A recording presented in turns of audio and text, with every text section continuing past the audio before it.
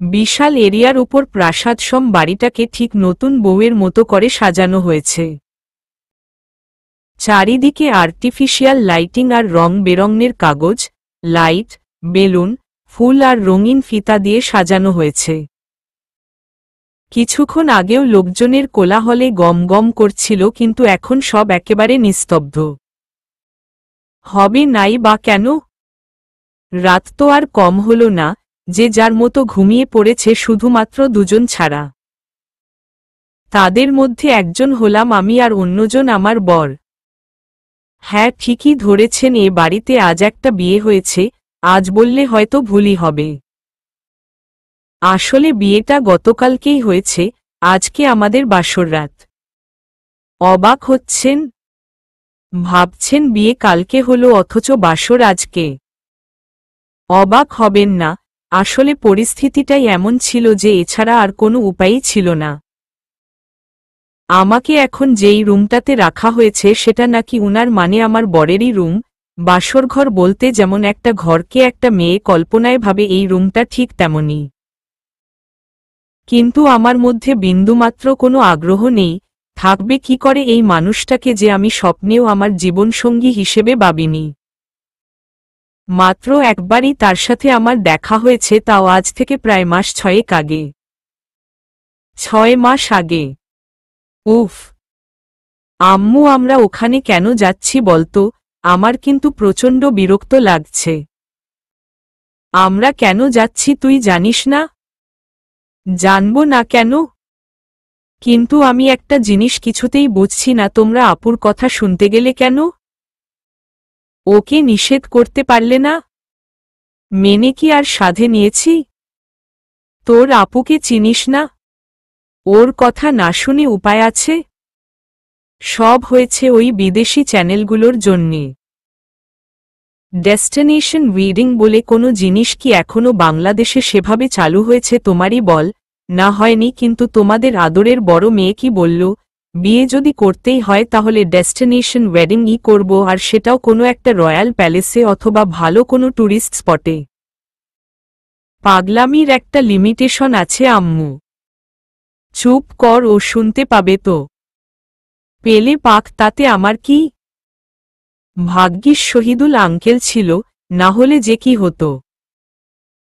না হলে হয়তো তোমাদের ওই পাগলি মেয়ে বিয়েটা না করেই। মা শোনো, এই তোমাদের জন্যই এসব হচ্ছে, আমি বলে দিচ্ছি, তোমরা দেখে নিও, একদিন আরো বড় বিপদ ডেকে আনবে।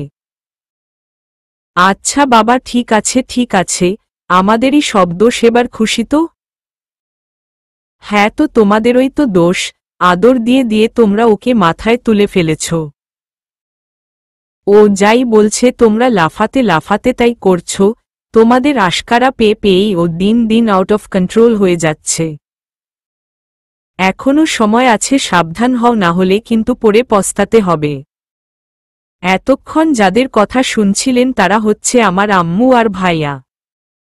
ও, আপনারা তো আমার পরিচয়টাই জানেন না। আচ্ছা ঠিক আছে, একে একে সবার সাথে পরিচয় করিয়ে দিচ্ছি। সবার আগে হ্যাঁ, আমার আব্বু। আমার আব্বুমি ইকবাল খান, খান শিপিং এজেন্সির মালিক। চিটাগাং সি পোর্টের 70% চালানি আমাদের জাহাজ আর নৌকার মাধ্যমে হয়। দেশের খ্যাতনামা বিজনেসম্যানদের মধ্যে তিনিও একজন। ব্যবসার ক্ষেত্রে তিনি যতটা স্ট্রিক্ট, পারিবারিক ম্যাটারে ঠিক ততটাই সেন্সিটিভ আর কেয়ারিং। আমাদের 3 ভাইবোনের জন্য তিনি নিজের জীবনটাও দিয়ে দিতে পারেন, তবে তিনি সবচেয়ে বেশি ভালোবাসেন আমাকে, আর আমিও আব্বুকেই সবচেয়ে বেশি ভালোবাসি। আর একটা গোপন কথা বলি, কাউকে বলবেন না কিন্তু, আব্বু কিন্তু এখনো অনেক রোমান্টিক, আম্মুকে এখনো অনেক বেশি ভালোবাসেন। মাঝে মাঝেই আম্মুর জন্য উনার ফেভারিট শিউলি ফুলের মালা নিয়ে আসেন। ব্যাপারটা আর কেউ টের না পেলেও আমি কিন্তু বুঝে যাই, কারণ আমারও শিউলি ফুল অনেক পছন্দ, তাই গন্ধেই সবকিছু বুঝে যাই। আমার কাছে উনাদের জুটিটা উত্তম, সুচিত্রা বা রাজ্জাক শাবানার থেকে কোনো অংশে কম লাগে না। মাঝে মাঝে আম্মুকে দেখে হিংসে হয়, ইস, এমন একটা রোমান্টিক বর যদি আমি পেতাম, যে রোজ রাতে আমার চুলের খোপায় শিউলিমালা পরিয়ে দেবে। আমার আম্মু মিসেস সুরাইয়া খানম। সাদাসিধে, নম্রভদ্র আর প্রচণ্ড রকমের মিশুক আর অতিথি পরায়ণ একজন মানুষ।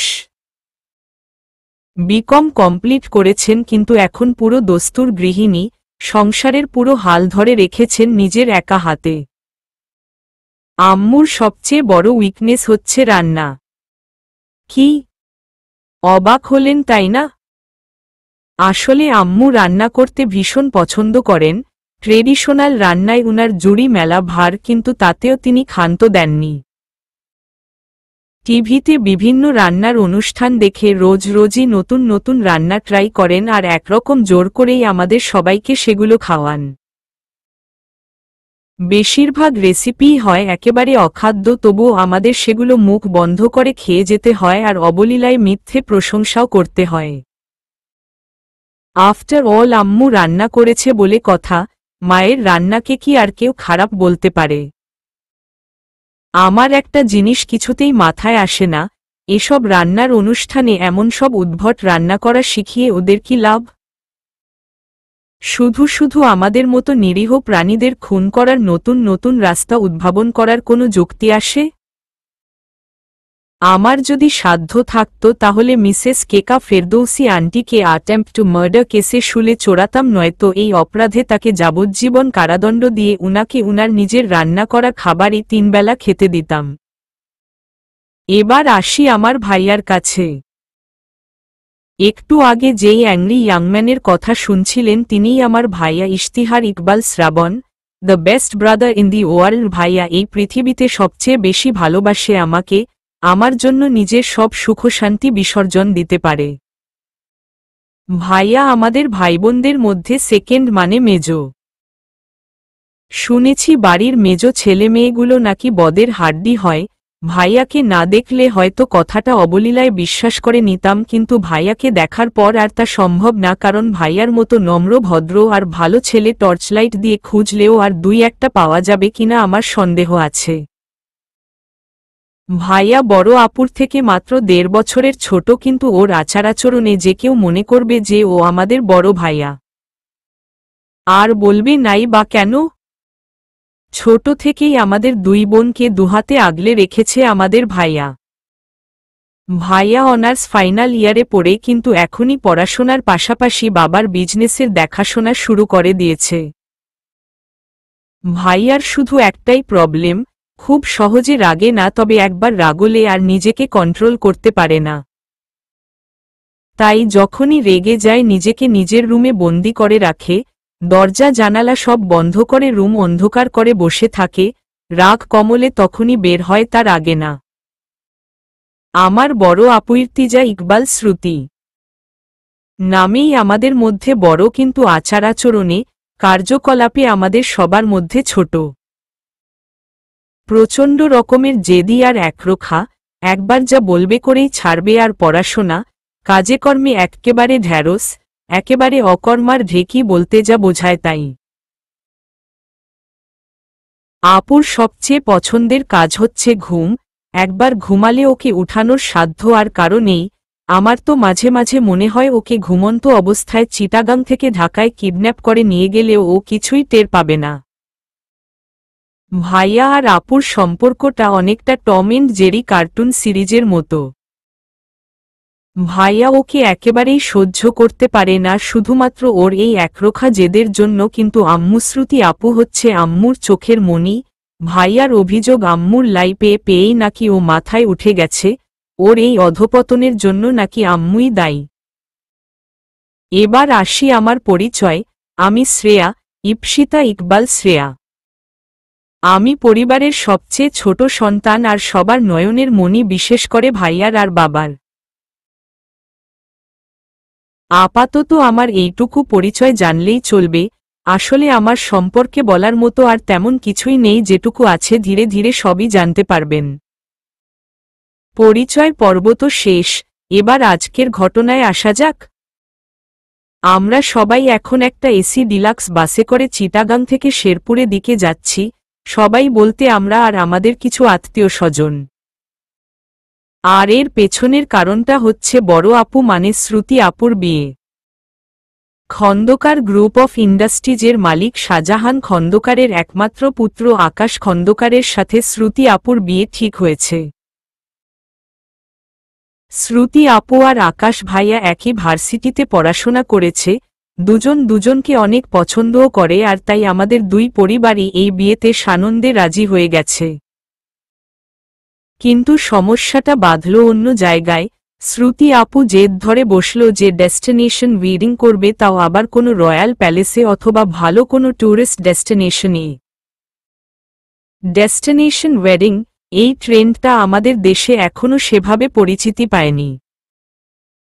তবে আমাদের পার্শ্ববর্তী দেশ ভারতে ইদানিং এই ট্রেন্ডটা ব্যাপকভাবে প্রচলিত, বিশেষ করে ইয়াং জেনারেশনের মধ্যে, আর ওয়েস্টার্ন কালচারে তো এটা খুবই ইউজুয়াল একটা ব্যাপার।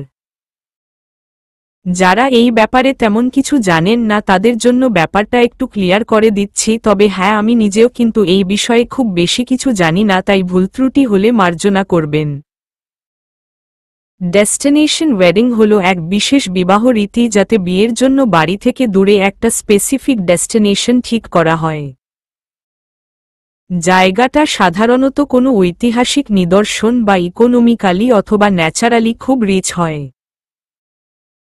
সিলেক্ট করা জায়গাটাতে বর এবং কনে পক্ষের সবাই একটা লং টাইমের জন্য চলে যায় এবং সবাই একসাথে পাশাপাশি থেকে সেখান থেকেই বিয়ের যাবতীয় কার্যাবলী সম্পন্ন করে। ব্যাপারটা অনেকটাই ট্যুরের মতো, তবে কিছুটা পার্থক্য আছে।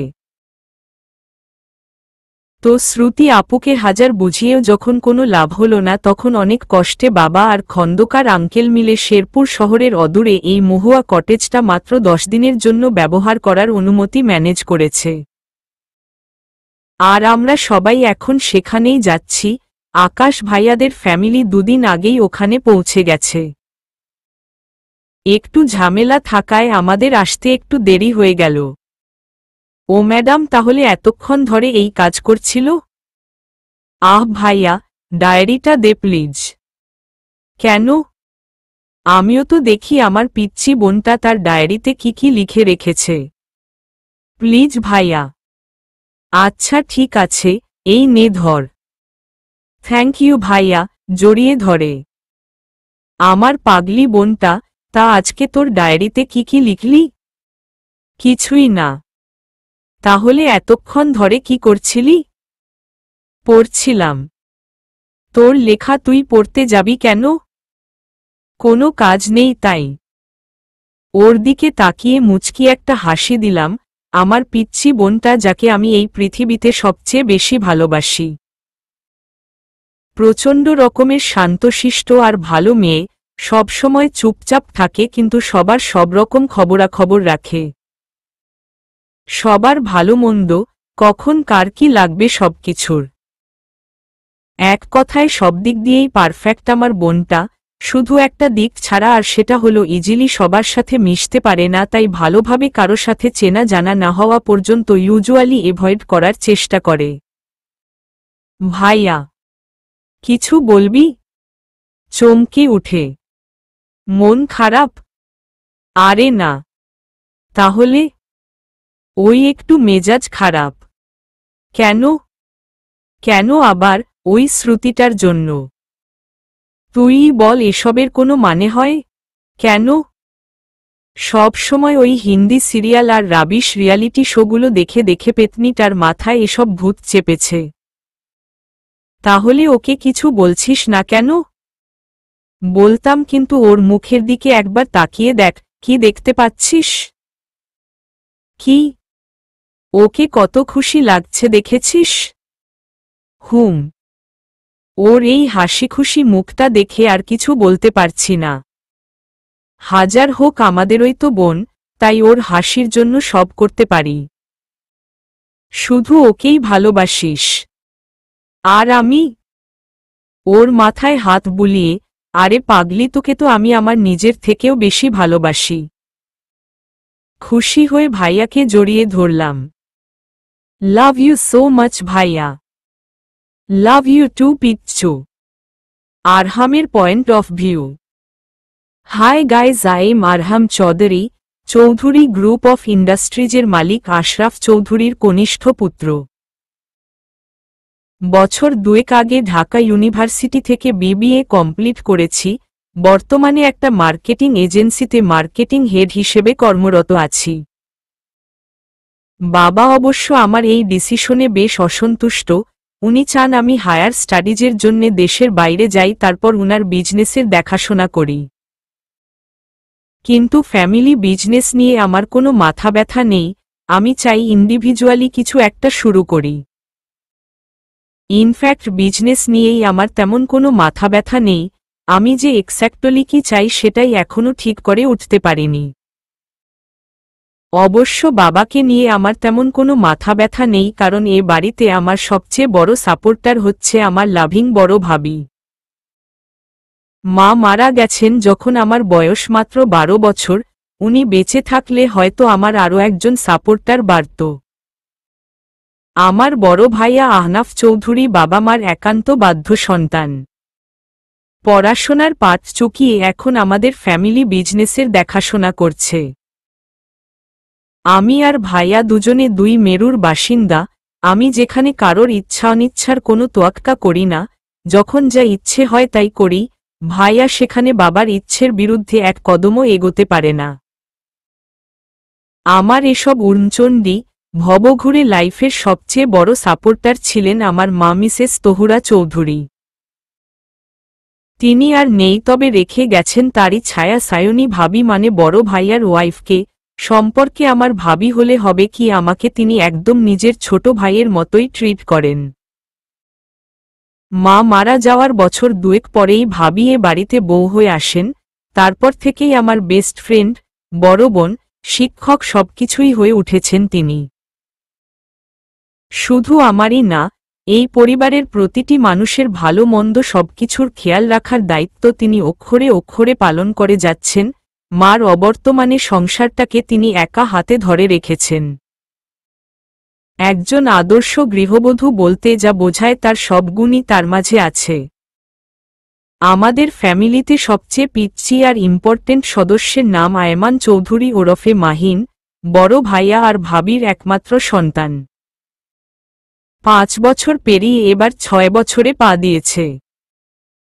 বয়সে পিচ্চি হলে কি হবে, কথায় একেবারে পাকনা বুড়ি, সারাদিন শুধু ছুটোছুটি করে আর পাকা পাকা কথা বলে বাড়িটাকে একেবারে মাথায় তুলে রাখে। আমার সম্পর্কে আপাতত এটুকু জানলেই হবে, যেটুকু বাকি আছে আস্তে আস্তে সবই জানতে পারবেন। যাই হোক, এবার আসল ঘটনায় আসা যাক, কি বলেন সবাই? আমি এখন যেই জায়গাটায় দাঁড়িয়ে আছি তার নাম মহুয়া রিসোর্ট। শেরপুর শহরের অদূরে চারপাশে পাহাড়ে ঘেরা রিসোর্টটা যেন সত্যিই প্রাকৃতিক সৌন্দর্যের লীলাভূমি। আমরা এখানে এসেছি গতকাল রাতে, উদ্দেশ্য আকাশের বিয়ে। আকাশ হচ্ছে আমার সবচেয়ে ক্লোজ ফ্রেন্ড। আকাশের বাবা আর আমার বাবা বাল্যকালের বন্ধু আর একসময়ের বিজনেস পার্টনার, সেই সুবাদেই ওর সাথে আমার পরিচয়। তারপর ধীরে ধীরে কখন যে আমরা বেস্ট ফ্রেন্ড হয়ে গেছি বুঝতেও পারিনি। আকাশ আর শ্রুতি দুজনে একই সাথে পড়াশোনা করেছে, তবে ওদের বিয়েটা লাভ ম্যারেজ নাকি অ্যারেঞ্জ কিছুতেই আমার মাথায় আসছে না। সবাই জানে ওরা দুজন দুজনকে অনেক ভালোবাসে, কিন্তু আমার কেন জানি মনে হয় ওরা দুজন দুজনকে ভালোবাসে কারণ ওদের দুই ফ্যামিলি চায় এই সম্বন্ধটা হোক। জানি না আমার ধারণা সত্যি নাকি মিথ্যা, কিন্তু আমি মন থেকে চাই যেন আমার ধারণাটা পুরোপুরি ভুল প্রমাণ হোক, কারণ আমি কখনোই চাই না আমার বেস্ট ফ্রেন্ড নিজের জীবনের সাথে এত বড় একটা কম্প্রোমাইজ করুক। যাই হোক, আমি এখন দাঁড়িয়ে আছি মহুয়া রিসোর্টের দক্ষিণ দিকের বারান্দায়। এখান থেকে পুরো মধুটিলা ইকোপার্কটার খুব সুন্দর একটা ভিউ পাওয়া যায়। হাতে ডিএসএলআর নিয়ে এই ভিউটাকেই এতক্ষণ ধরে ক্যামেরাবন্দি করার চেষ্টা করছি। সবাই রিসোর্টের সামনের লবিতে দাঁড়িয়ে আছে, কনেপক্ষের জন্যে ওয়েট করছে। আমার আবার এসব ফর্মালিটিজ একদমই ভালো লাগে না, তাই নিচে যাইনি।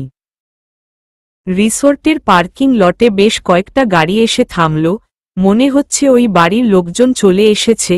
সবাই যেভাবে হন্তদন্ত হয়ে ছোটাছুটি করছে তাতে অন্তত এমনটাই মনে হচ্ছে। তুই আর শুধরাবি না? কি দরকার? ওই শালা, কোথায় বন্ধুর বিয়েতে সব ভার নিজের হাতে তুলে নিবি তা না আছিস তোর ক্যামেরা নিয়ে? তুই ওসব বুঝবি না।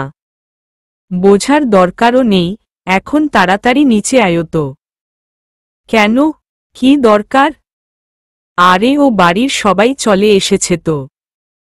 তো আমি কি করব? তোর শ্বশুরবাড়ির লোকজন তুই সামলা, আমি ওখানে। শালা ফাজলামি না করে আয়ত। পারতাম না। তোকে পারতে বলেছেটা কে? চুপচাপ নিচে নাম না হলে কিন্তু। কেন রে, তুই কি ভয় পাচ্ছিস নাকি? তা আবার বলতে? সিরিয়াসলি প্রচণ্ড ভয় লাগছে। হা হা হা, দাঁড়া এইডারে এক্ষুনি ব্রেকিং নিউজ বানাই দিতাছি। শালা হারামি, তোরে তো আমি। রাগ করিস না দোস্ত, খাড়া আইতাছি। That will be better for you. I know. 5 minute সময় দিচ্ছি, so quick. That's not fair, তুই সবসময় এমন করিস। Shut up and quick. Okay boss. Shut up.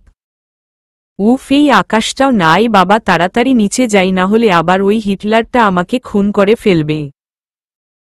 Yes mister Akash, I am. কথাটা শেষ করতে পারলাম না, তার আগেই পার্কিং লটের সামনের দিকের একটা গাড়ির দিকে চোখ আটকে গেল। অফ হোয়াইট কালারের টপস, ব্লু জিন্স আর স্কার্ফ পরা যেই মেয়েটা গাড়ি থেকে বেরিয়ে আসলো, কিছুতেই তার দিক থেকে চোখ ফেরাতে পারছি না। মনে হলো যেন স্বর্গের কোনো অপ্সরী পৃথিবীতে নেমে এসেছে। ওর কোলে থাকা ছোট্ট বেড়াল ছানাটাকে দেখেও যেন হিংসে হচ্ছে, মন চাইছে ওটাকে দূরে ছুঁড়ে ফেলি। আরহাম, আরহাম। চমকে উঠে, হ্যাঁ হ্যাঁ বল। বল মানে? তোকে সেই কখন থেকে ডাকছি, অথচ তুই কোনো রাজ্যে হারিয়ে গিয়েছিলি বলতো? না মানে আমি আসলে। আচ্ছা বাদ দে, এখন আর ওদিকে দাঁড়িয়ে না থেকে এদিকে আয়। হুম, আসছি। দুই পক্ষের সবাই একে অপরের সাথে পরিচিত হচ্ছে, আমার কিন্তু ওদিকে কোনো মনোযোগ নেই, কারণ আমার মন তো পড়ে আছে অন্যদিকে। পরীটা রিসোর্টের শেষ মাথায় একেবারে পাহাড়ের কিনারায় দাঁড়িয়ে আছে। বাইনোকুলার চোখে লাগিয়ে দূরের আকাশের দিকে একমনে তাকিয়ে আছে। এক্সকিউজ মি, আমি একটু আসছি। আরে আরহাম, কোথায় যাচ্ছিস? তোর ভাবির সাথে তো এখনো দেখাই করলি না।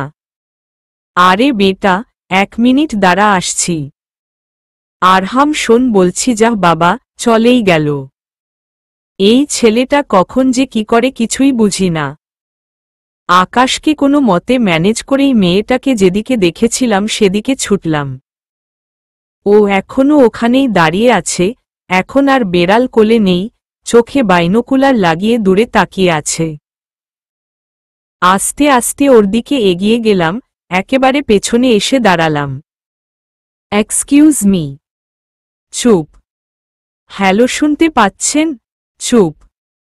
Hello miss. মেয়েটা এবার ঘুরে দাঁড়াল। High, I am Arham Chowdhury, হাত বাড়িয়ে। মেয়েটা আমার পুরো কথাটা না শুনেই আবার ঘুরে দাঁড়াল, আবারও বাইনোকুলার নিয়ে বিজি হয়ে গেল। ওর বিহেভ দেখে মনে হচ্ছে যেন আমি এতক্ষণ যা বলেছি কিছুই শুনতে পাইনি। ও হ্যালো, আপনাকেই বলছি। শুনতে পাচ্ছেন? হঠাৎ পেছনে থেকে। শ্রেয়াইকা, একা এখানে কি করছিস? আব্বু আম্মু সেই কখন থেকে তোকে খুঁজছে, চল ভেতরে চল। ছেলেটা হঠাৎই কোথা থেকে উদয় হলো আর মেয়েটাকে নিয়ে চলে গেল। ইচ্ছে করছে বেটার মাথায় আচ্ছামত দুইটা। যাই হোক, মেজাজটা প্রথমে একটু খারাপ হলেও কিছুক্ষণের মধ্যেই মুখে একটা সূক্ষ্ম হাসির রেখা ফুটে উঠল। আপন মনেই বলে উঠলাম, শ্রেয়া। Nice name. শ্রেয়ার পয়েন্ট অফ ভিউ। ছোট থেকেই নিরিবিলি জায়গা আমার অনেক পছন্দ, বেশি লোকজনের ভিড়ে খুব আনিজি লাগে। তাই তো রিসোর্টে পৌঁছে সবাই যখন আলাপ আলোচনায় ব্যস্ত, আমি তখন সবার থেকে অনেকটাই দূরে সরে এসেছি। বাইনোকুলারটা হাতে নিয়ে একটু দূরের গাঢ় পাহাড়টার দিকে তাকিয়ে আছি। কি অপরূপ সুন্দর জায়গাটা! এক পলকের দেখাতেই যে কেউ প্রেমে পড়ে যাবে, আমিও তার ব্যতিক্রম নই। মন চাইছে সব অপ্রাপ্তি ভুলে প্রকৃতির মাঝে হারিয়ে যাই। হঠাৎই মনে হলো কেউ পেছনে দাঁড়িয়ে আছে, আচমকা পেছনে ঘুরতেই চমকে উঠলাম। নেভি ব্লু জিন্স, চোখে সানগ্লাস আর ফোল্ড করা সাদা শার্ট পরা ছেলেটাকে একবার যে দেখবে সেই প্রেমে পড়ে যাবে। আমি অবশ্য প্রেমে টেমে পড়িনি, তবে একটু আধটু ক্রাশ খেয়েছি বলা যায়। ছেলেটা যে কখন পেছনে এসে দাঁড়িয়েছে বুঝতেই পারিনি, অবশ্য আমার বোঝার কথাও না, কারণ আমি তো তখন দূরের গাঢ় পাহাড়ের মাঝে হারিয়ে গেছি। সে যাই হোক, উনি আমার দিকে হাত বাড়িয়ে দিতেই আমি আবার উল্টো দিকে ঘুরে গেলাম। আসলে এই রকম পরিস্থিতিতে কি করা উচিত বুঝতে পারছিলাম না। নিজেকে সামলে নিয়ে যেই কিছু বলতে যাব তখনই শ্রাবণ ভাইয়া চলে আসলো, আমাকে কিছু বলতে না দিয়েই হাত ধরে রিসোর্টের দিকে নিয়ে যেতে লাগল। ছেলেটাকে দেখলাম তখনও ওখানেই দাঁড়িয়ে আছে, দূরের পাহাড়ের দিকে তাকিয়ে কি যেন ভাবছে। পরদিন সারারাত জেগে থেকে ভোরের দিকে ঘুমিয়ে পড়েছিল আরহাম, সবেমাত্র ঘুমটা একটু জেকে বসেছিল তখনই আবার ভেঙে গেল। কারণ বাইরে খুব চিল্লাচিল্লি হচ্ছে। প্রচণ্ড বিরক্তি নিয়ে রুমের বাইরে বেরিয়ে আসলো আরহাম। হোয়াট চাহচ্ছেটা কি? এরা কি একটু শান্তিতে ঘুমোতেও দেবে না? এই আকাশের বাচ্চাটা আবার কই গেল কে জানে, আকাশেই আক। আর কিছুই বলতে পারল না আরহাম, হলরুমের শেষ মাথায় চোখ পড়তেই চুপ হয়ে গেল। কনে পক্ষের ডান্স প্র্যাকটিস হচ্ছে ওখানে, আর তাদের যে লিড দিচ্ছে সে আর অন্য কেউ না, শ্রেয়া। মিষ্টি কালারের লং লেহেঙ্গা পরা শ্রেয়াকে দেখে আর কিছুই বলতে পারল না, নিজের অজান্তেই ওর মাঝে হারিয়ে গেল। মিউজিক সিস্টেমে গানটা বেজে যাচ্ছে আর তার সাথে তাল মিলিয়ে মেয়েরা ডান্স প্র্যাকটিস করে যাচ্ছে। কিন্তু আরহামের চোখ একজনের উপরেই আটকে আছে, সে হচ্ছে শ্রেয়া। ওর প্রতিটা স্টেপে মনে হচ্ছে যেন হাওয়ার সাথে মিশে যাচ্ছে আর আরহাম হারিয়ে যাচ্ছে ওর মাঝে। কি রে, কি দেখছিস? আকাশের কথা শুনে চমকে উঠল আরহাম। না মানে আমি আসলে কোনটাকে পছন্দ হয়েছে বলে ফেলকুইক মামো মানে কিক কি যাতা। আর নাটক করতে হবে না, একবার বলে তো দেখ, সব সেট করে দিব প্রমিস। আরে ইয়ার, তেমন কিছু না, এই এমনি। এই লাস্ট চান্স দিচ্ছি, এমন সুযোগ আর কিন্তু পাবি না। আরে ভাই ছাড় তো। ধরলামটা কখন যে ছাড়ব। উফ, ওই শালা, যা তো। যাব। কিন্তু কেন? আমার তো এখানে থাকতেই বেশি ভালো লাগছে। ঠিক আছে, তুই তাহলে এখানেই থাক, আমিই চলে যাচ্ছি। আরে আরে দোস্ত শোন না। কি? আর একবার আমার কথাটা ভালো করে ভেবে দেখ, এই সুযোগ কিন্তু আর পাবি না। আকাশ। কি? তুই থাক তোর চিন্তা নিয়ে, আমি গেলাম বাই। আরে আরহামজার চলেই গেল? তুই স্বীকার কর বা না কর, প্রেম তো তোর জীবনে এসে গেছে। এখন শুধু তোর সেই ফাঁদে আটকা পড়ার অপেক্ষা। রাতে ডিনারের পর যে যার মতো আড্ডা দিচ্ছে আর আমি কটেজের ছাদের এক কোণে বসে রাতের আকাশের দিকে তাকিয়ে আছি, তখনই শ্রুতি আপু ছুটতে ছুটতে ওখানে চলে আসলো। শ্রেয়া শ্রেয়া শ্রেয়া। কি রে আপু? তুই জানিস না আমি আজকে কত খুশি। তুই জানিস না আজকে তুই আমাকে কি দিয়েছিস। আমি আবার কি করলাম? তোর ডান্সটা সেই জোশ হইছে। আমার কতদিনের শখ ছিল নিজের বিয়েতে মন খুলে ডান্স করব। আজ তুই আমার সেই ইচ্ছে পূরণ করেছিস। You know what, you are the best sister in the world. Love you পিচ্ছি। লাভ ইউ টু আপু। শ্রুতি একটু এদিকে আসবে? আকাশের কণ্ঠ শুনে একবার ওদিকে তাকালো শ্রুতি। তুই কি এখানেই থাকবি নাকি আমার সাথে যাবি?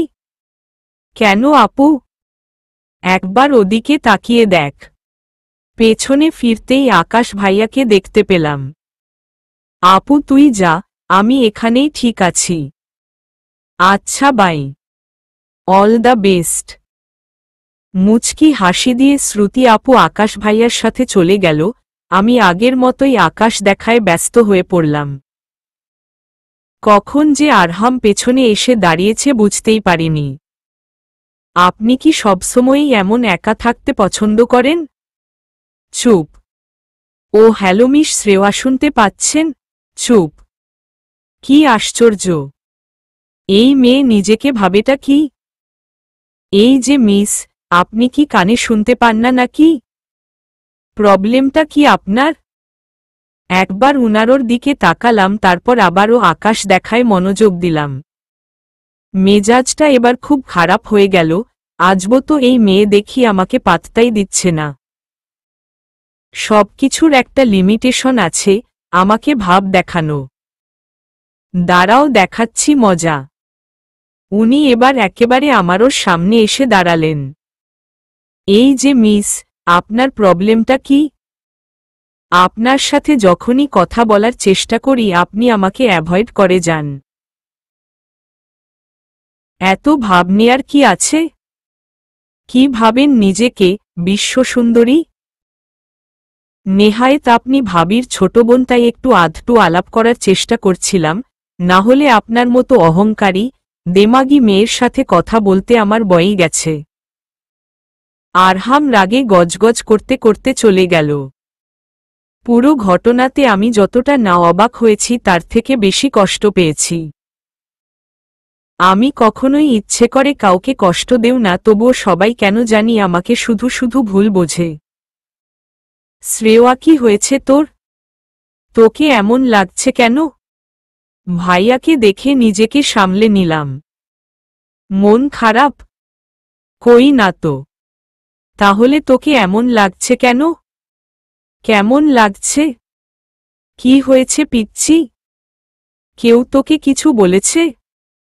একবার শুধু তার নামটা বল, আমি তাকে উচিত শিক্ষা দিব প্রমিস। কি রে, কথা বলছিস না কেন? বললাম তো আমি একদম ঠিক আছি, কেউ কিছু বলেনি। কি রে, আমাকেও বলা যাবে না? চুপ। আমাকে বলবি না? চুপ। আচ্ছা ঠিক আছে, তোকে এখন কিছু বলতে হবে না।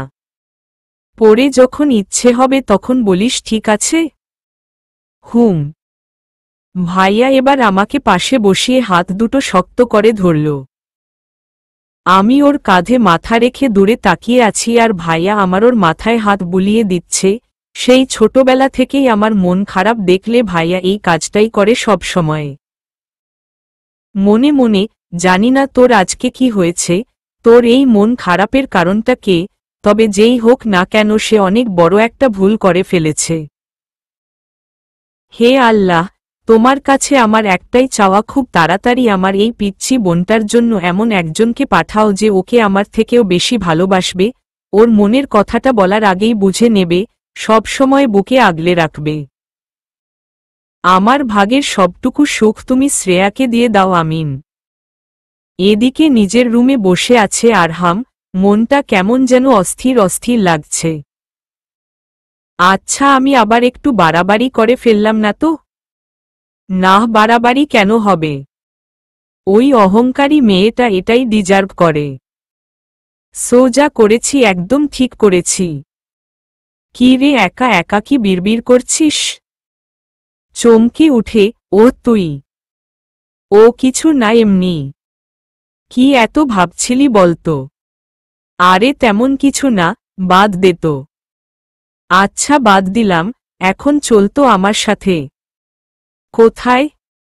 একমাত্র শালা বাবুর সাথে গল্প করব। তোর শালা, তুই গল্প করো না, আমাকে আবার এসবের মধ্যে টানছিস কেন? আরে আমার শালা মানে তো তোরও শালা, তাই। কি বললি তুই?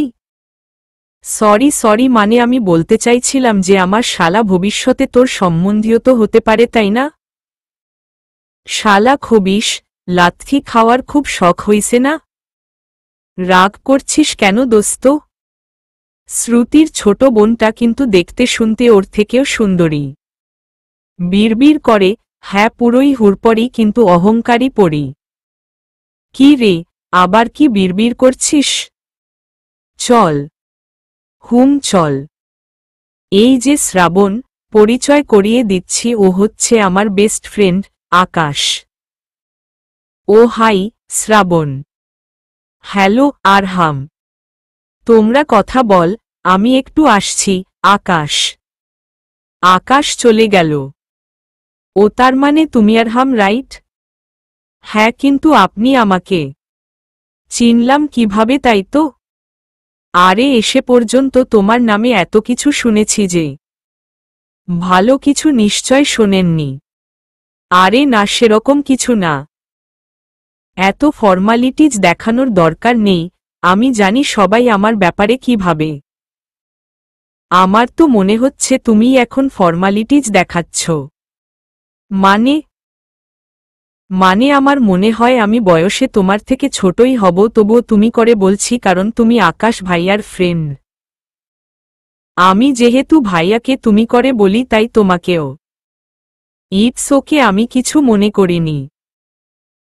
আর তাছাড়া সম্পর্কের দিক দিয়ে তো আমি আকাশ ভাইয়ার ছোট, তাহলে শুধু শুধু আপনি আপনি করে ফর্মালিটি কেন দেখাচ্ছ? উফস, সরি, ভুল হয়ে গেছে। হুম আচ্ছা, তোমার শ্রেয়ার সাথে পরিচয় হয়েছে? হয়নি আবার? ওই অহংকারী মেয়ের সাথে, মনে মনে কি ভাবছ? ও সরি, তুমি হয়তো জানো না, শ্রেয়া হচ্ছে আমাদের 3 ভাইবোনের মধ্যে সবচেয়ে ছোট। ও আমাদের সবারই খুব আদরের। ওহ, এই আদর দিয়েই তো বাদর বানিয়ে ফেলেছ। চল তোমার সাথে পরিচয় করিয়ে দেই। আরে না না। কি না না করছো? আর কয়েকদিন পরেই তো আমরা আত্মীয় হয়ে যাব। এখনো যদি পরিচিত না হই তাহলে আর কখন? আচ্ছা আচ্ছা ঠিক আছে, কোথায় যেতে হবে চলো। শ্রাবণ আরহামকে নিয়ে কটেজের বাইরের দিকে চলে গেল। শ্রেয়া তখন কর্নারের দিকের একটা বেঞ্চে মিনিকে কোলে নিয়ে বসে আছে। শ্রাবণ শ্রেয়ার পাশে গিয়ে বসল। তুই এখনো এখানে বসে আছিস? দেখি মিনিকে আমার কাছে দে। মিনিকে ভাইয়ার কোলে দিয়ে দিলাম। আরে আরহাম, এইদিকে এসো। আস্তে আস্তে শ্রেয়ার সামনে এসে দাঁড়ালাম। ওকে দেখে কেমন যেন আনিজি ফিল হচ্ছে, মনে হচ্ছে ওরও সেম অবস্থা। আরহাম, ও হচ্ছে শ্রেয়া। শ্রেয়ার দিকে হাত বাড়িয়ে দিলাম। হাই, আই এম আরহাম। একবার ভাইয়ার দিকে তাকালাম। এখনো ভাব নিচ্ছে, আচ্ছা অহংকারী মেয়ে তো। মনে মনে হাঁ করে তাকিয়ে আছিস কেন? হাতটা মেলা। ভাইয়ার কথা শুনে হাতটা বাড়িয়ে দিলাম। ওর নরম হাতের স্পর্শ পেতেই অন্যরকম একটা অনুভূতি হল। হাতটা ছাড়তে ইচ্ছে করছিল না, কিন্তু হঠাৎ আকাশের ডাকে ছাড়তে বাধ্য হলাম। আরহাম, আরহাম, একবার এদিকে আয়।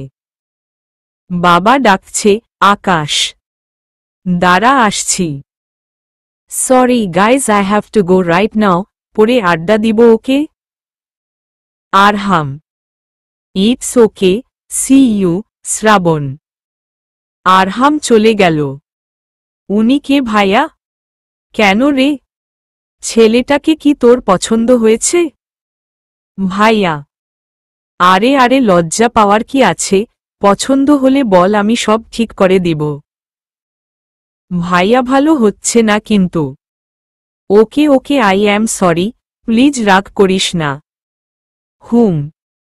ও হচ্ছে আরহাম, আকাশ ভাইয়ার বেস্ট ফ্রেন্ড আর মাহতাব আঙ্কেলের ছোট ছেলে। ও, কি রে, আব্বুকে কি বলবো? কি? একসাথে 2 বোনের বিয়ের ব্যবস্থা করতে? মানে? মানে শ্রুতির তো বিয়ে হচ্ছেই, তুই যদি বলিস তাহলে তোর আর আরহামেরটাও। ভাইয়া, আজ আর তোকে ছাড়ব না। পালাচ্ছিস কোথায়? দাঁড়া বলছি। না বাবা, আমার কি আর সেই সাহস আছে? আমি বাবা পালাই, বাবাকে গিয়ে খুশির খবরটা দিয়ে আসি। ভাইয়া ভালো হচ্ছে না, কিন্তু একবার যদি ধরতে পারি তাহলে। তুই চেষ্টা করতে থাক, আমি বাবা পালাই। পরদিন।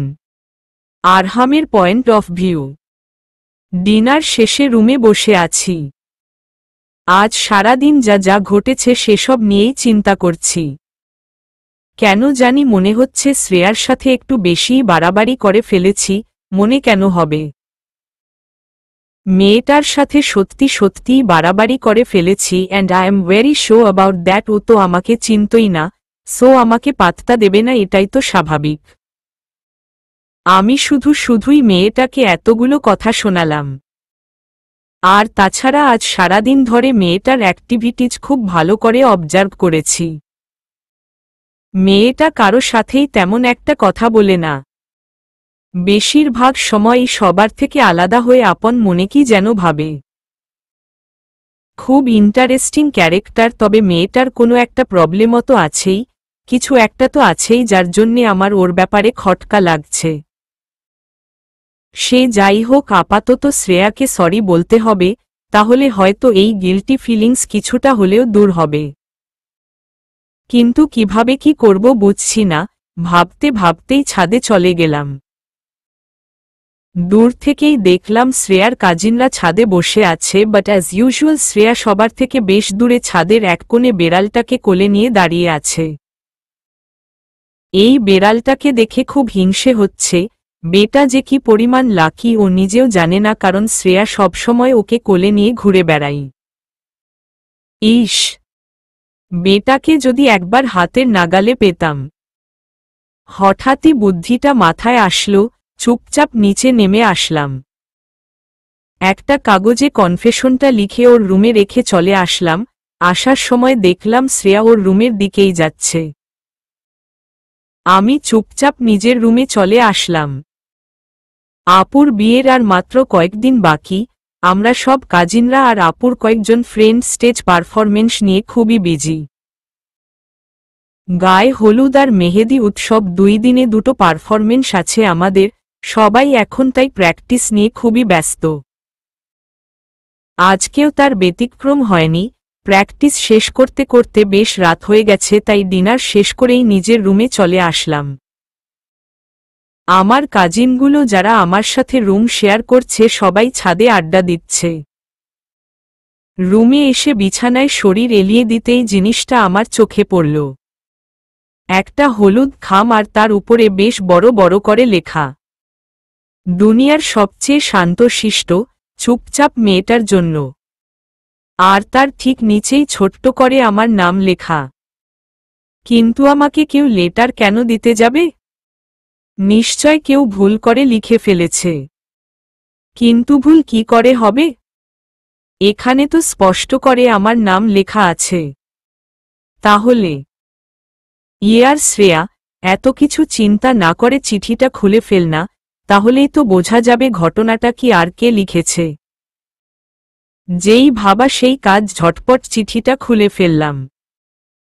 আই এম সরি, সেদিন একটু বেশিই বাড়াবাড়ি করে ফেলেছি। আপনাকে সেদিন কথাগুলো ওভাবে বলা একদম ঠিক হয়নি। যাই হোক, এখন তো আমরা দুজন দুজনকে বেশ ভালোভাবেই চিনি, তাই না? সো এখন কি আমরা ফ্রেন্ড হতে পারি না? আচ্ছা, ফ্রেন্ড হতে যদি না চান দেন ইটস ওকে, বাট এক কাপ কফি অথবা একটা কোন আইসক্রিম অত একসাথে খাওয়াই যায়, কি বলেন? Just as a compensation, you know, don't take it otherwise. আমার প্রস্তাবে যদি রাজি থাকেন তাহলে জবাবটা আপনার রুমের সামনে রাখা ফ্লাওয়ার ভাসটাতে রেখে দিন। আপনার উত্তরের অপেক্ষায় থাকব। আরহাম। আরহামের পয়েন্ট অফ ভিউ। আধা ঘন্টার উপরে হয়ে গেছে শ্রেয়া রুমের মধ্যে গেছে। এতক্ষণে তো চিঠিটা পড়ে ফেলার কথা, তাহলে এখনো জবাব দিচ্ছে না কেন? আর কতক্ষণ ওর রুমের সামনে ঘুরঘুর করব? কেউ দেখে ফেললে যে সর্বনাশ হয়ে যাবে। আচ্ছা, ও কি চিঠিটা পড়েছে? চিঠি পড়ে আবার রেগে গেল না তো? ধুর ছাই, কি হচ্ছে কিছুই তো বুঝতে পারছি না, কি যে করি মাথায় যে কিছুই ঢুকছে না। আরও ঘন্টা খানেক ওয়েট করে নিজের রুমে চলে আসলাম। অবশ্য না এসে আর কোনো উপায়ও ছিল না, সবাই ছাদ থেকে নামতে শুরু করেছিল, তাই ওখানে ওয়েট করাটা বেশ রিস্কি হয়ে যাচ্ছিল। চিঠিটা পড়ার পর কতক্ষণ ওভাবেই বসেছিলাম, কি করব বুঝতে পারছিলাম না। কিন্তু কিছু একটা তো করতেই হবে, অ্যাটলিস্ট আমার সম্পর্কে উনার ভুল ধারণাটা তো ভাঙতে হবে। অনেকক্ষণ চিন্তা করার পর একটা উত্তর লিখে ফেললাম, কিন্তু চিঠিটা রাখতে যাওয়ার সাহস পাচ্ছি না। কেন জানি মনে হচ্ছে উনি রুমের বাইরেই দাঁড়িয়ে আছেন। জানি না আমার ধারণা সত্যি নাকি মিথ্যা, কিন্তু এই মুহূর্তে সত্য মিথ্যা যাচাই করার ইচ্ছে বা সাহস কোনোটাই আমার নেই। তাই চুপটি করে বসে আছি।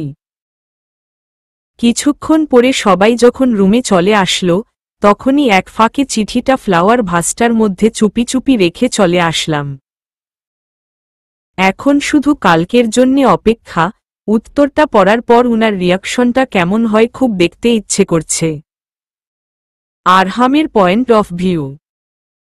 সারারাত টেনশনে ঘুমাতে পারিনি, শ্রেয়ার উত্তর কি হবে ভাবতে ভাবতেই রাত পেরিয়ে ভোর হয়ে গেছে। ভোরের দিকে একটু ঘুমিয়ে পড়েছিলাম, তাই উঠতে দেরি হয়ে গেল। ঘুম ভাঙতেই পড়ি কি মরি করে ছুটলাম শ্রেয়ার রুমের দিকে।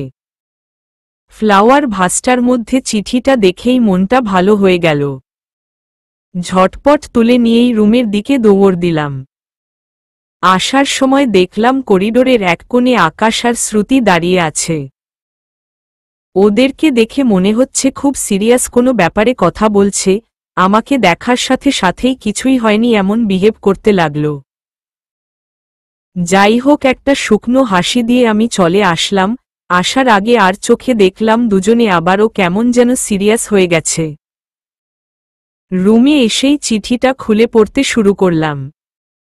আপনার সরি অ্যাকসেপ্ট করলাম, বাট ফ্রেন্ডশিপের প্রপোজাল একটু বেশিই তাড়াহুড়ো হয়ে গেল না? যাই হোক, কফি আর আইসক্রিম দুটোই কিন্তু আমার অনেক পছন্দ, তাই কম্পেনসেশন দিতে চাইলে দুটোরই ট্রিট দিতে হবে কিন্তু। আর হ্যাঁ, টাইম আর প্লেসটা কিন্তু আমি ঠিক করব।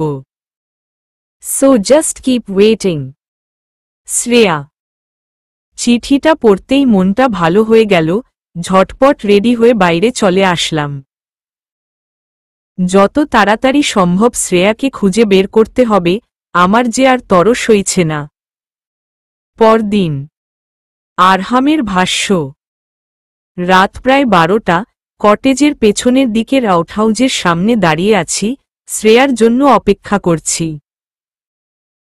আজ শ্রুতি আর আকাশের গায়ে হলুদ ছিল বলছি কারণ অফিসিয়াল প্রোগ্রাম কিছুক্ষণ আগেই শেষ হয়ে গেছে, বাট আনঅফিসিয়ালি এখনও দুই পক্ষের কাজিন আর বন্ধু বান্ধবরা নিজেদের মতো করে আনন্দ করছে। গায়ে হলুদের ডান্স পারফরমেন্সের এক ফাঁকে শ্রেয়া আমার হাতে একটা চিরকুট ধরিয়ে দিয়েছিল, আর তাতে লেখা ছিল, একসাথে আইসক্রিম খেতে চাইলে রাত ঠিক 12টায় আউটহাউজে আসতে পারেন, আমি অপেক্ষা করব। শ্রেয়া রাত 12টায় আসতে বললেও আমি একটু আগেই চলে এসেছি। পৃথিবীর সবথেকে কঠিন কাজটা হলো কারো জন্য অপেক্ষা করা, আর সেটা আমি এখন হাড়ে হাড়ে টের পাচ্ছি। অবশেষে অপেক্ষার অবসান হল, গুটি গুটি পায়ে শ্রেয়া এগিয়ে আসল। আমিও ওর দিকে এগিয়ে গেলাম। Hi, thanks for coming. আমি তো ভেবেছিলাম আপন আসবেনই না। যাই হোক, আইসক্রিম খাবেন তো? ওয়েটেই যে আপনার আইসক্রিম, ভ্যানিলা ফ্লেভার নাকি চকলেট? আইসক্রিম হাতে নিয়ে অবাক চোখে উনার দিকে তাকালাম। অবাক হওয়ার কিছু নেই, আসলে আপনার আসতে দেরি হবে ভেবে আইসবক্স সাথে নিয়েই ঘুরছিলাম তাই। আইসবক্স নিয়ে ঘুরছিলেন মানে? আপনি কি আইসক্রিমের বিজনেস করবেন বলে ভাবছেন নাকি? তা কেন হবে? আসলে এত রাতে আইসক্রিম পাবো কিনা সন্দেহ ছিল, আর তাছাড়া আপনি ঠিক কোনো ফ্লেভার পছন্দ করেন জানতাম না, তাই সবগুলোই। You know what, you are just crazy. সে যাই বলেন, বাই দ্য ওয়ে এখানে যখন এসেছেন তার মানে আমার ফ্রেন্ডশিপের প্রপোজালটা আশা করি অ্যাকসেপ্ট করছেন। So friends. আমার বাড়িয়ে দেওয়া হাতে ও হাত রাখার আগেই কটেজের ওদিক থেকে প্রচণ্ড চেঁচামেচি আর ছোটাছুটির আওয়াজ শুনতে পেলাম। শ্রেয়া একবার ওদিকে তাকিয়েই ছুটে বেরিয়ে গেল। আমিও আর দেরি করলাম না, 7-5 না ভেবেই শ্রেয়ার পিছু পিছু ছুটতে লাগলাম। হলরুমে একেবারে পাংশু মুখে বসে আছেন ইকবাল আঙ্কেল আর খন্দকার আঙ্কেল, বাকিরা রুমের দরজায় কান পেতে বাইরে দাঁড়িয়ে আছে, রুমের ভেতরে কি হচ্ছে শোনার চেষ্টা করছে। রুমের দরজা বন্ধ, তাই ভেতরে কি হচ্ছে কেউ কিছুই বুঝতে পারছে না। সবাই শুধু এটুকুই জানে যে কনে মানে শ্রুতিকে পাওয়া যাচ্ছে না। পাওয়া যাচ্ছে না মানে ও বাড়ি থেকে পালিয়ে গেছে, আর যাওয়ার আগে একটা চিঠি রেখে গেছে, আর তাতে লেখা ছিল, আব্বু, আম্মু, সরি, তোমাদের ব্যবসায়িক স্বার্থে আমি আমার জীবনের এত বড় একটা ডিসিশন নিতে পারবো না। আমি এখনো বিয়ের জন্য রেডি না, তাই চলে যাচ্ছি। পারলে ক্ষমা করে দিও, আর আমাকে খুঁজতে অযথা টাইম ওয়েস্ট করো না, খুঁজে পাবে না, I am sorry. Shruti.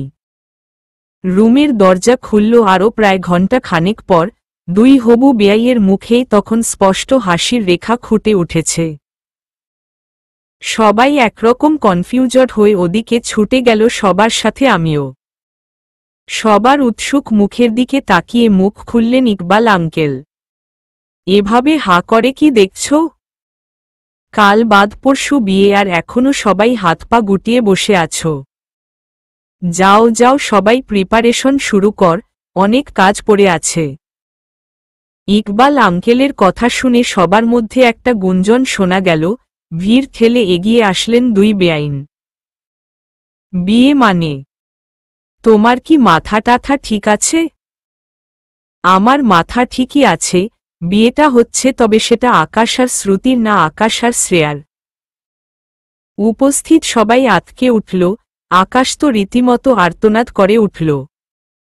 What?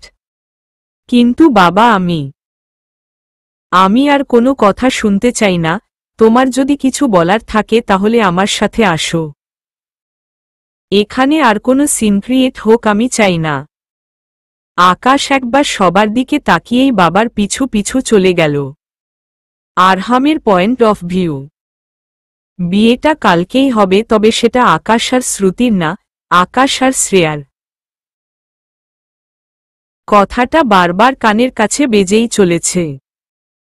প্রথম যখন অ্যানাউন্সমেন্টটা শুনলাম, মনে হলো কানের কাছে কেউ একটা প্রচণ্ড শক্তিশালী বোমা ফাটালো।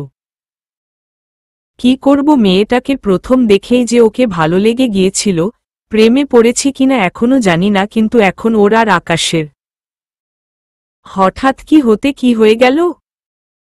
আমি খুব ভালো করেই জানি এই ডিসিশনটা ঠিক কেন নেওয়া হয়েছে। এভাবে হুট করে এমন কিছু করার পেছনে একটাই উদ্দেশ্য থাকতে পারে, আর সেটা হচ্ছে বিজনেস। দেশের নামকরা দুজন বিজনেসম্যানের ছেলেমেয়ের বিয়ে বলে কথা, গোটা মিডিয়া জগতের তীক্ষ্ণ দৃষ্টি আছে এই বিয়ের দিকে, তাই বিয়েটা কিছুতেই ক্যান্সেল করা যাবে না, কারণ তাতে দুই পক্ষেরই সম্মান ক্ষুণ্ণ হবে। আর তাছাড়া ইকবাল আঙ্কেল চান না শ্রুতি যা করেছে তা কেউ জানুক, তাই তো উনারা দুজন মিলে উঠে পড়ে লেগেছেন যেভাবেই হোক নির্দিষ্ট দিনেই বিয়েটা সম্পন্ন করতে। আসলে কাদের বিয়ে সেটা এখানে মুখ্য বিষয় না, দুই ফ্যামিলির মধ্যে আত্মীয়তার সম্পর্ক হচ্ছে কিনা সেটাই এখানে সবচেয়ে বড় বিষয় হয়ে দাঁড়িয়েছে। কিন্তু সবকিছু দাঁড়িয়ে দাঁড়িয়ে দেখা ছাড়া আমার কী বা করার আছে? আমি চাইলেও তো এই বিয়েটাকে আটকাতে পারবো না। আচ্ছা, আকাশ কি বিয়েতে রাজি হবে?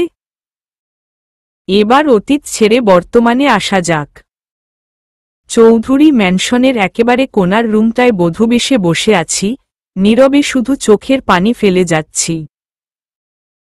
ভারী গহনা আর সাজের কারণে দম বন্ধ হয়ে আসার উপক্রম হচ্ছে, মনে হচ্ছে এক্ষুনি খুলে ফেলতে পারলে ভালো হতো।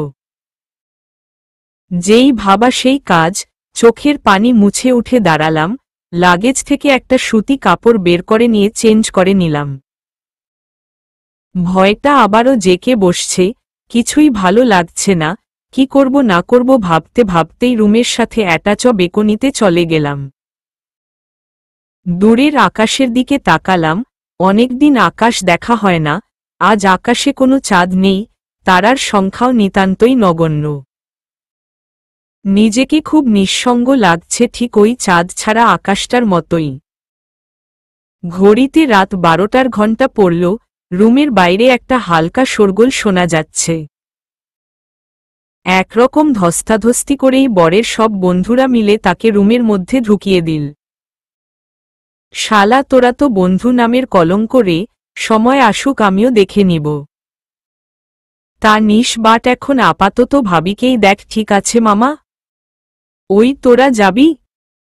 ঠিক আছে ঠিক আছে, আমরা যাচ্ছি, you guys just enjoy the night. এই বদগুলোও না, আমি মরছি আমার জ্বালায়, আর এরা শালা সিচুয়েশনটাকে কিভাবে ট্যাকেল করব তাই বুঝতে পারছি না, আর এরা আছে ফাজলামির মুডে। যত সব হঠাৎ বিছানার দিকে চোখ পড়তেই থমকে দাঁড়ালাম, বিছানা পুরো ফাঁকা।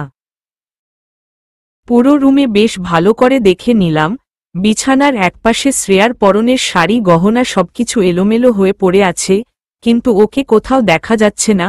গেল কোথায় মেয়েটা? হঠাৎ বেলকনির দিকে চোখ পড়তেই প্রশ্নের উত্তর পেয়ে গেলাম, শ্রেয়া গ্রিল ধরে আকাশের দিকে তাকিয়ে আছে। জানি কাঁদছে, কিন্তু এখন আর ওকে ডিস্টার্ব করতে ইচ্ছে করছে না, কাঁদুক না, এতে যদি কষ্টগুলো কিছুটা হলেও হালকা হয়। কিছুক্ষণ পর আমি রুমে এসেছি, তাও প্রায় ঘণ্টাখানেকের বেশি হয়ে গেল। শ্রেয়া এখনও ঠিক আগের জায়গাতেই দাঁড়িয়ে আছে, একবারও এদিকে ফিরেও তাকায়নি।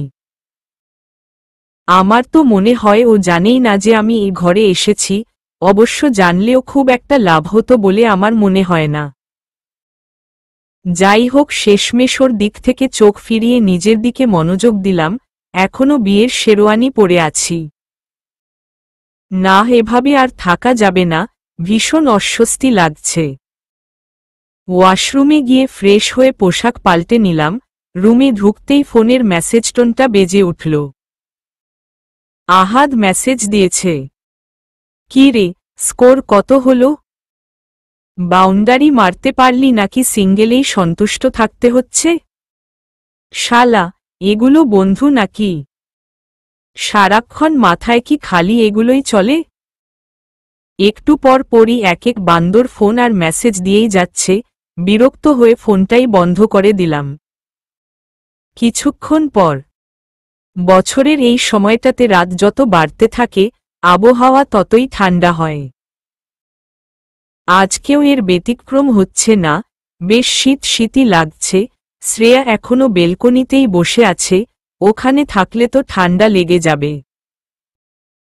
আর তাছাড়া প্রায় ভোর হতে চলল, ঘুমে চোখজোড়া বুঝে আসতে চাইছে। আর দেরি করলাম না, বিছানাটা ঠিকঠাক করে নিয়েই ওর পেছনে এসে দাঁড়ালাম। হঠাৎ মনে হলো কেউ পেছনে দাঁড়িয়ে আছে, কিন্তু কে দেখতে ইচ্ছে করছে না। শ্রেয়া। চমকে উঠে, আপনি কখন আসলেন? অনেকক্ষণ। ওহ, বলছি যে রাত তো অনেক হলো, ঘুমাবে না? না মানে আপনি ঘুমান, আমার ঘুম আসছে না। স্পষ্ট বুঝতে পারছি ওর ঘুম পাচ্ছে, তবুও মেয়েটা স্বীকার করছে না। প্রবলেমটা কি? ওহ বুঝেছি, ওয়েট। ওর হাত ধরে ওকে রুমে নিয়ে আসলাম। আরে আরে, কি আশ্চর্য! বললাম তো আমার ঘুম পাচ্ছে না, কেন শুধু শুধু জোর করছেন? ওর কথার কোনো পাত্তা না দিয়ে বালিশ আর চাদরটা তুলে নিয়ে সোফার দিকে এগিয়ে গেলাম। কি আশ্চর্য! এসবের মানে কি? আপনি কোনো কথা বলছেন না কেন? আমার প্রচণ্ড ঘুম পাচ্ছে, আমি ঘুমালাম বলেই সোফায় শুয়ে পড়লাম। কিন্তু আপনি? আর হ্যাঁ, কারো ঘুম পেলে সে বিছানায় ঘুমোতে পারে, অযথা এই ঠান্ডায় বেকনিতে দাঁড়িয়ে থাকার কোনো দরকার নেই। ঠান্ডা লেগে যাবে।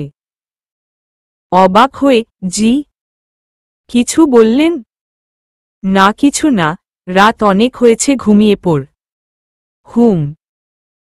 উনার কথা মতো শুয়ে তো পড়লাম, কিন্তু কিছুতেই ঘুম আসছে না, কারণটাও পরিষ্কার, উনার সাথে একই রুমে রাত কাটাতে হচ্ছে, তাই প্রচণ্ড আনইজি ফিল হচ্ছে।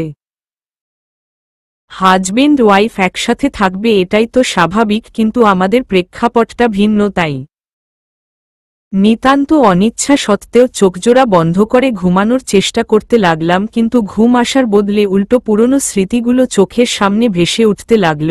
ফিরে গেলাম 6 মাস আগের সেই দিনটাতে। সেদিন শ্রুতি আপুর ছোট্ট একটা ভুলে আমার পুরো পৃথিবীটাই বদলে গেল। আব্বুকে এতটা অসহায় অবস্থায় এর আগে কখনোই দেখিনি আমি। আব্বুকে আমি অনেক ভালোবাসি, তাই আর সবার মতোই সবকিছুর জন্য আপুকেই দায়ী মনে হচ্ছিল। মন চাইছিল আপুকে সামনে পেলে খুন করে ফেলব। সেদিন যখন আব্বু আকাশ ভাইয়ার সাথে আমার বিয়ের কথা অ্যানাউন্স করল, উনার চোখের ভাষাটা পড়তে আমার এক বিন্দুও সমস্যা হয়নি। সবার চোখ এড়িয়ে আমার দিকে তাকিয়ে যেন এটাই বোঝাতে চাইছিল, মা রে, আমার মুখের দিকে তাকিয়ে হলেও তুই এই বিয়েটাতে রাজি হয়ে যা, না হলে যে আমার মান সম্মান সব ধুলায় মিশে যাবে। আব্বুর এই নীরব আকুতি আমি উপেক্ষা করতে পারিনি, তাই তো সরাসরি সম্মতি না জানালেও কোনো রকম বিরোধিতাও করিনি, মুখ বুজে নিজের অদৃষ্টকে মেনে নিলাম। নির্দিষ্ট দিনেই আমাদের বিয়েটা সম্পন্ন হল। কখনো ভাবতেও পারিনি যাকে নিজের বড় ভাইয়ের জায়গায় বসিয়েছিলাম তার সাথেই। আকাশ এখন আর শ্রুতি আপুর হবু বর না, সে এখন আমার স্বামী। কিছুক্ষণ আগেই বিয়ের সব আনুষ্ঠানিকতা সম্পন্ন হয়েছে। কি অদ্ভুত, তাই না? ভাবতেই পারছি না এটা স্বপ্ন নাকি সত্যি। যেই বিয়ের পোশাকে এখন আপুর সাজার কথা ছিল সেগুলো এখন আমার গায়ে শোভা পাচ্ছে। নিজেকে খেলনা পুতুল পুতুল লাগছে, কিছুই ভাবতে পারছি না, তাই হাজারো চিন্তা আর উৎকণ্ঠা নিয়ে চুপচাপ নিজের রুমে বসে আছি। হঠাৎই কেউ দরজায় টোকা দিল। কে? শ্রেয়া। আমি, একটু কথা ছিল, ভেতরে আসব। কণ্ঠটা শুনে চমকে উঠলাম, তারপর কাঁপা কাঁপা স্বরে উত্তর দিলাম, জি আসুন। দরজা ঠেলে ভেতরে ঢুকল আকাশ। আপনি এখানে? ভয় পেও না, আমি জাস্ট কয়েকটা কথা বলেই চলে যাব।